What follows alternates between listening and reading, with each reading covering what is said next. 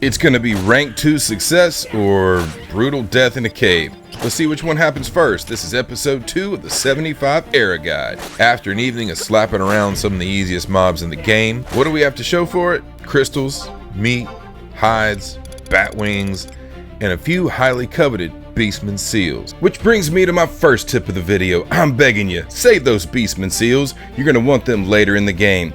Beastmen and Kindred seals are used to get into arena-style battles known as BCNMs that feature some of the best loot of the era. Why did I take all 3 basic melee jobs to 10? Commitment issues or conquest points? I'll let you decide. Subscribe to the channel because I will go more into depth on job options later in the series, but I'm going to focus on leveling and questing with Thief first. The extra evasion is nice, the burst damage from sneak attacks is big spicy, but the real reason I want to go with Thief is that sweet treasure hunter. One of the biggest issues for a new account is finding a way to make enough gil to fund our adventures. Gear, spells, and consumables are necessities and are also very expensive. The easiest way for a new player to make gil is by farming items to sell to NPCs or other players, so having that treasure hunter job trait multiplies those profits in a big way. Right after hitting level 10 is a great time to start those rank missions, and every starter city has their own. These missions increase your rank, provide rewards, and unlock content later in the game. The in-game instructions rarely tell you the whole story, which is why players rely so heavily on each other in-game and on the web. But don't worry, I got you. Let's start with Sandy Mission 1-1, Smash the Orcish Scouts. First, we need to speak to one of the 3 Sandorian gate guards. There's one at each of the 2 gates in Southern Sandy and one in Northern Sandy as well.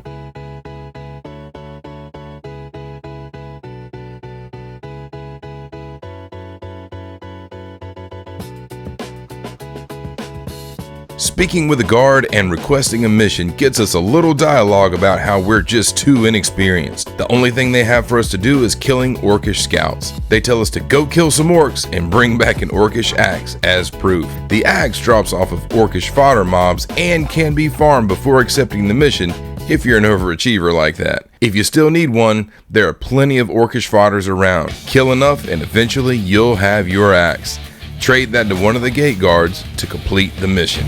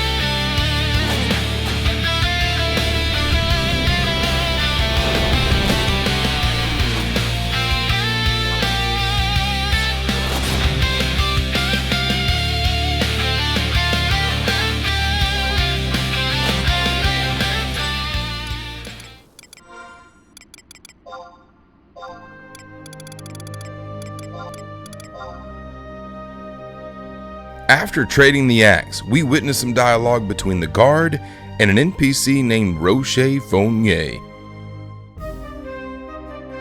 He's digging into the Queen's death 15 years prior. The guard has no info to give, and after old Orcish walks off, we get the smallest praise imaginable, and the mission is complete.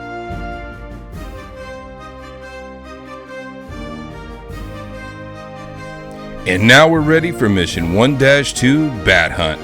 Talking to the gate guard and accepting the mission with that name gets us a quick history lesson. We learn about a civil war 200 years ago and how King Ranperre ended it. Then there's discussion about recent reports that someone has defiled his tomb. We're told to go there and find out for ourselves what's going on. So let's gear up and head out. Upgrading our gear is both daunting and expensive, but also necessary for success. There's no need to have all the best gear at low levels. We're going to replace it soon anyway, so I recommend grabbing a good weapon and any affordable armor that will increase survivability. The strategy early on is kill the thing before it kills us. There are a couple of good options for obtaining gear early on that you should definitely know about because they don't require a mountain of gil, conquest points, and questing. Each starter city has their own specific weapons and armor that can be purchased with our conquest points. You may remember that we get these points by gaining experience in conquest areas with that signet buff active. Rank 1 rewards are available right off the bat, so talk to the NPCs that give signet and see what's available. As you can see, I found a level 10 sword with double the damage of my level 1 butter knife, as well as a headband with some agility on it. There are a couple of other items I could use, but I'll save my points for now and try to get by without them. After shopping, make sure to grab the Scroll of Instant Warp from that NPC. It will likely be the only way home that doesn't involve death. Final Fantasy XI has a death penalty where death reduces experience points, so warping home should always be the plan. They are single-use items, so be sure to grab another one after each warp home. Questing is another great way to pick up a couple of useful items early in the game. To find those, I recommend getting very familiar with the online Wikipedias for Final Fantasy XI. There are a few, and they're great resources to have. While looking at the list of quests in Sandoria, I noticed that there was a beginner quest that rewards a shield. Now that will definitely offer some additional survivability and could make the difference in a close fight. The name of the quest is the Brugaire Consortium, and we get that from Fontamont in Port Sandoria. He's chilling behind this door labeled Cargo Room B. When we talk to him, he mentions that we're brand new and then asks if we want to work. If we agree, he'll have us deliver 3 packages. The packages must be delivered one at a time by trading the item to the correct NPC before going back for the next package. The first item is the parcel for the magic shop that must be traded to Regine, who runs the, and you guessed it, magic shop. Then return to Fontamont for the next item. Next up is the parcel for the auction house, which is only a few steps away. Trade that item to Abstali and head back for the third and final package. And that turns out to be the parcel for the pub, which is down the stairs and to the northwest. It's labeled the Rusty Anchor Pub on your map. Trade the item to Theoride and head back to Fontamont for the completion and reward. If you read the dialogue, each NPC made fun of us for delivering packages, so let's take that as motivation and go do some real adventuring. One last thing we need to do before leaving the comfort of the city is to grab some food. Food is a great way to boost our stats for a relatively low cost. We'll look at cooking our own in the future, but for now I recommend buying some meat jerky from Boncort in northern Sandy. Some food lasts longer, but these last 30 minutes, so plan accordingly. If you have the funds for it, the extra strength and attack could mean the difference between life and death in a close fight. Our destination, King Ranperre's tomb, is at the southern tip of East Ranperre. We leave from the eastern gate with our food, warp scroll, and whatever gear we can afford, and head south. Orcs and goblins will aggro and attack level 10 players, so be prepared for a few battles along the way.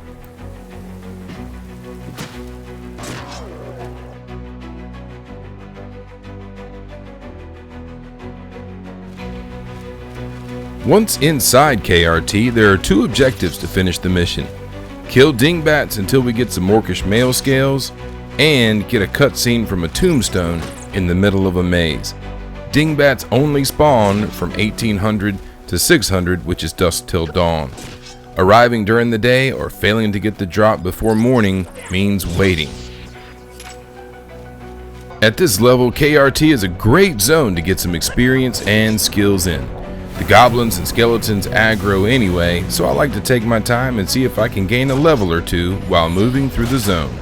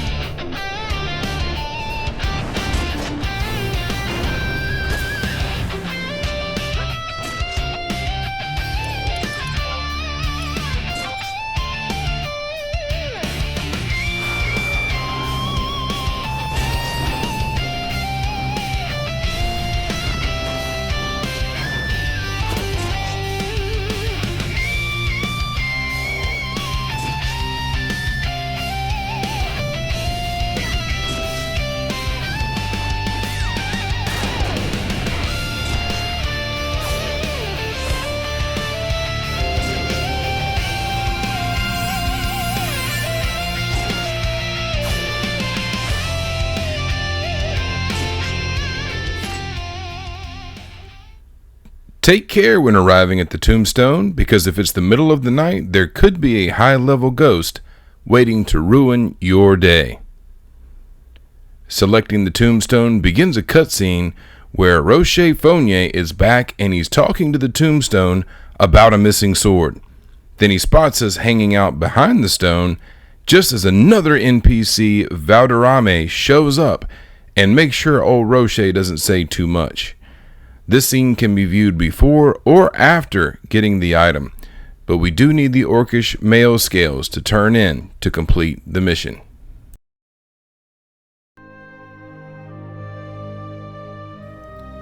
Trading the Orcish male scales to one of the gate guards gets us a tiny amount of dialogue, including instructions to keep quiet, which also completes the mission. Which brings us to Sandoria Mission 1-3, Save the Children. Talking to a gate guard and selecting Save the Children from the menu starts the mission and another cutscene. We're told that some children were kidnapped by orcs and being held in their stronghold. We're told to go to the cathedral to find out what the children look like.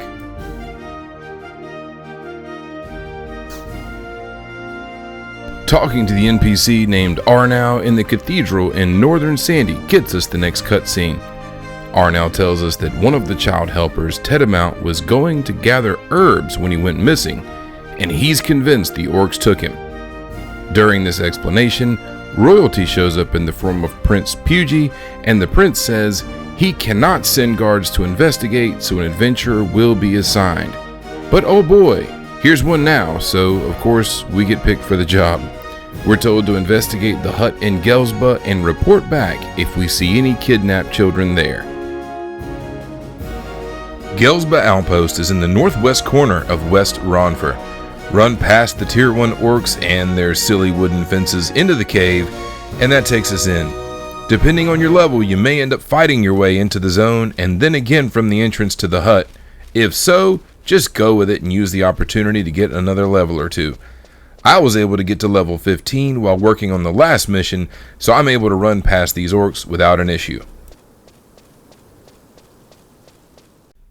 The hut door is located at G10 on the map.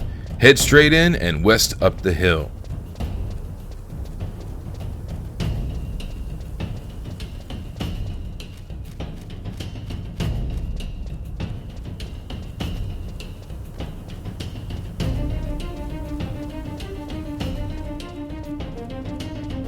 Select the hut door and choose Save the Children to enter the fight.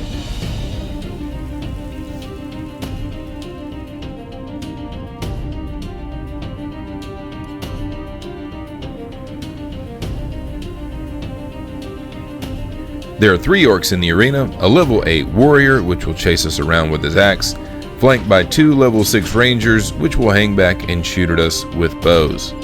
Killing all 3 orcs gets us the Orcish Hut key item.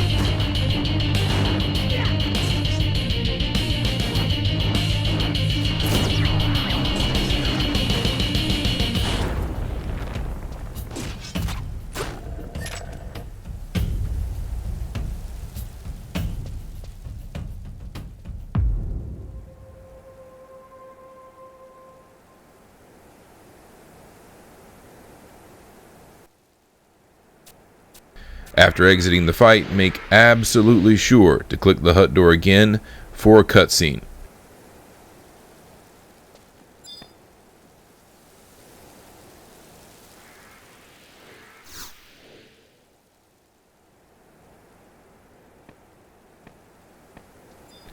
During that scene, Prince Tryon shows up, talks a lot of smack about his brother, and then thanks us for the good work.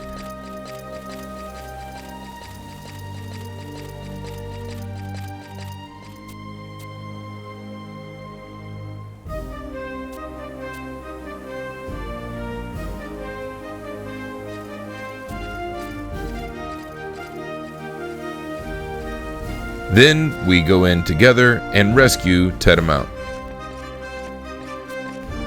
I get nervous from all the times I've had to run back to a place because I missed a cutscene, so I always click the thing again and again and again just to be triple and quadruple sure that we're done here. So I click the hut another time or two, and then after that, it's time to warp back.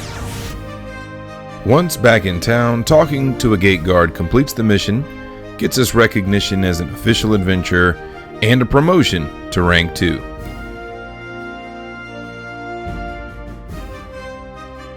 Thanks for watching episode 2. Coming up, we'll get sub-jobs, travel to other cities, get more in depth with macros, and start working on rank 3, which takes us clear across the continent. Since you made it this far, hit like to let me know you want more videos like this.